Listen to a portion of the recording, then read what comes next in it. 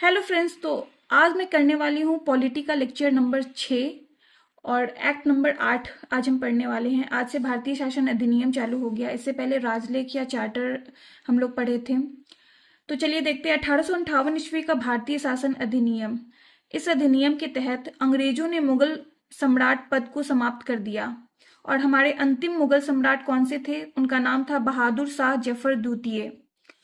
Company का शासन सीधे महारानी विक्टोरिया के हाथों में चला गया।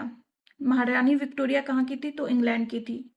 भारत के गवर्नर जनरल पद को समाप्त कर वायसराय किया गया। इससे पहले गवर्नर जनरल पद था और इस पद को समाप्त कर वायसराय कर दिया गया। भारत के पहले वायसराय का नाम क्या था? लॉर्ड कैनिंग था।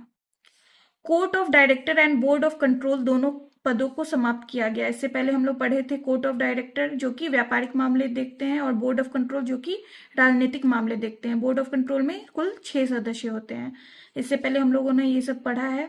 तो कोर्ट ऑफ डायरेक्टर और बोर्ड ऑफ कंट्रोल दोनों पदों को समाप्त कर दिया गया।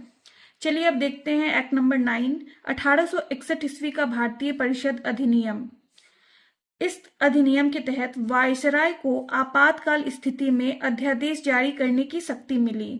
जब भी कोई आपातकाल स्थिति आएगा तो वायसराय के पास शक्ति होता है कि वो अध्यादेश जारी कर सकता है और इस अध्यादेश की अवधि मैक्सिमम 6 मंथ्स होती है। ये मंथ्स लिखा हुआ है, 6 मंथ्स होती है। लॉर्ड कैनिंग ने पोर्टफोलियो व्यवस्था की शुरुआत की। चलिए एक्ट नंबर 10 देखते हैं। 1892 ईस्वी का भारतीय परिषद अधिनियम। इस अधिनियम के तहत बजट पर बहस होना शुरू हुआ और अप्रत्यक्ष निर्वाचन की व्यवस्था शुरू हुई। अप्रत्यक्ष निर्वाचन का मतलब होता है जिसमें जनता खुद भाग न लेकर उनके प्रतिनिधि पार्टिसिपेट करते हैं। तो ये 3 अधिनियम आज हम लोगों ने देखा है, 1858, 1861 और 1892।